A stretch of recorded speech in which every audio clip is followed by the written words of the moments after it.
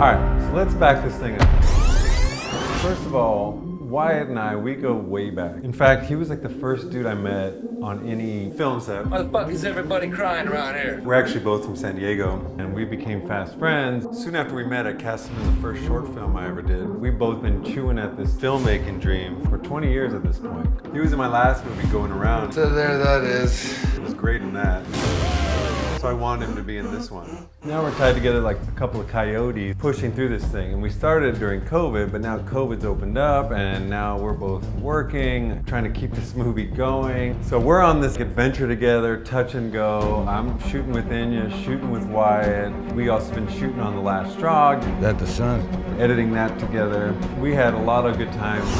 One time, we're driving up to Mammoth. He's telling me the story about how he rode on a train across the country to try to do research on this movie, and he's getting all into it. Yeah, and this fucking train, and next thing you know, we're going through the freeway, and it turns into a town. All of a sudden, it's 35, and I'm still going 80 miles an hour. Fucking police pull us over. He's dressed up as a cowboy, and I got like camo on. Cops think I'm gonna murder them because of the way I look. Wyatt's like, oh, I'm sorry, I was distracting him. I was telling them this story and blah, blah, blah. And they even actually gave us the location to shoot in Mammoth. They're like, oh, you gotta check out the scenic byway. That's gonna be the best spot. Another time, I'm trying to get underwater stuff with Wyatt. I rent a pool on Craigslist. It's not heated.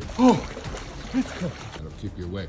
He's having to jump into this thing over and over. I'm having to swim in this thing with my fins on. We ended up having to do it again because we didn't even get it that time. So I was like, man, I'll get you a heated pool next time. Now it's like 2022. I've almost got a movie. I got about 75 minutes, but I don't have a beginning and I don't have an ending. And I'm trying to get Inya back here from Sylvania. She's on a TV show. Even on Mars. So I finally get to a point where we're gonna be able to probably shoot in January 2022. And then I'm trying to wrangle Wyatt as well. Wyatt got an opportunity for a TV show and it required him to cut his hair. So he went from this to this. That one almost broke me. I went through the 5 stages of grief. The main one I remember is denial. In the very beginning, I was like, all right, fuck that. We'll get you a wig. So looked into all the high-end wig shops, found a $1,000 wig, hired somebody who worked on the movie Mandy, who did the same situation in that movie, to match his hair like it was. She's working on it with him, and he's like, dude, it's just not working. You didn't want what? I didn't want to make it real. And kudos to him, he's fighting for the movie. I just wanted to get it done. He was like, we're gonna be rolling out there in the forest. It's not gonna look right, it's gonna be falling off my head. So that's when it finally hit me like, fuck, I'm gonna have to wait for this guy's hair to grow back. That one almost broke me, almost broke the movie, because I was almost like, fuck this, I'm over this movie.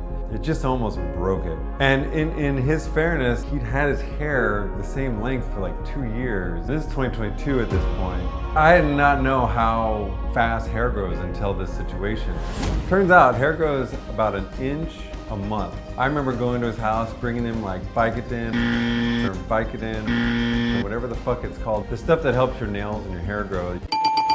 And I'm just like waiting. I had nothing to do but wait. The movie was already pretty much there. So I just kept watching it, trying to make it as good as it could possibly be during this time. Shot some more B-roll. You know, I tried to make it work without it, but it's like, dude, I don't have a beginning and I don't have an ending. So I just had to be patient.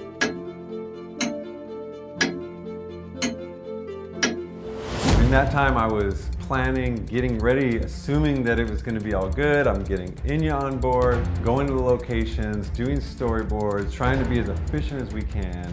Finally, about July, we got to have our last hurrah. So now we got this final shoot. We had 9 shoot days. We went all over the place. We went up to Kings Canyon, to Sequoia National Forest. Another day at the office. Brought on this guy, Eric, Cheap Slasher Films, who by the way was amazing, who did the special effects that we needed. We had these magical moments where we're shooting and all of a sudden deer are walking up in the forest. We had barbecues together, just hanging out at dawn, like getting up in the foggy mornings. Flying from LA up to Humboldt, almost missing the flight. Getting on the tarmac. Coming in sideways, Arcadia. We're just going out for an adventure. We did the ending in 2 days, but the light wasn't right until the end of the day, so we did it 2 hours really that we were able to shoot each day. And it was beautiful, but it was really difficult to pull off. Spent some time in Griffith Park. Hey, Randy, you ever done your two-stepping? To get this fucking chicken You rub this shit. Flip the camera around, JJ. Show the audience. Shot in my apartment at the time.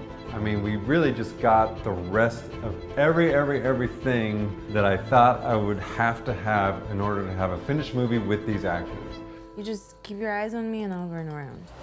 Started in 2020, ended principal photography in like midway through 2022. So after 2.5 years of shooting, we shot for 45 days. So lesson learned, next time, get all your ducks in a row and then go and shoot the damn thing instead of doing it in piecemeal. But this is the way we did it. So we finished it up and we set out to make a movie that's entertaining. You know, about the campfire, you know, like you stare at it, like you don't get bored. It's like new information will be coming in at you, you know what I mean? Horror genre and coming from an artistic process. How many drugs they got in there, man? You ain't no fucking filmmaker. The process mattered a lot to me. I would much rather fail exploring, pushing it, than succeed in copying and regurgitating or recycling everything that's been out there. Everything was custom. It was through my heart and dreams, and it was through collaborating with Wyatt and collaborating with Inya and any of the artists that worked on the film. We were in the moment, and Inya and Wyatt and anyone that worked on the movie, they gave everything to me, which means they're giving everything to anyone who's watching the movie. Being present, moment to moment, there's never a sour note like when I'm watching it as far as the performances. And we wound up with something that I'm really proud of. And through it all, Wyatt and I, who had to go through a lot to finish this thing. Oh, yeah, no, don't want to talk about that. Nuh-uh, we talked about that. We talked about that. Are you sure you don't want to talk about that? To his credit, he grew his hair back.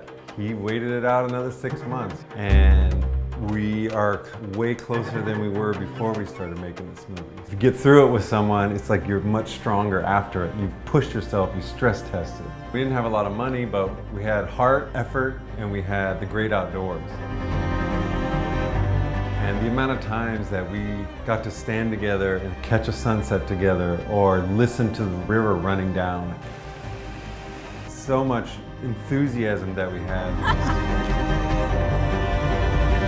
And then that brings us into post-production. In post-production, I'm not gonna say a whole lot about because post is like this long, drawn out, kind of boring process. But the main thing I'll point out was music. I rolled the dice because on my last movie, I ended up having to make the music for it because I wanted something custom. I didn't want to use stock, but I couldn't pay anyone to do it. This time I was like, you know, I think I want to hire a composer to help elevate this thing.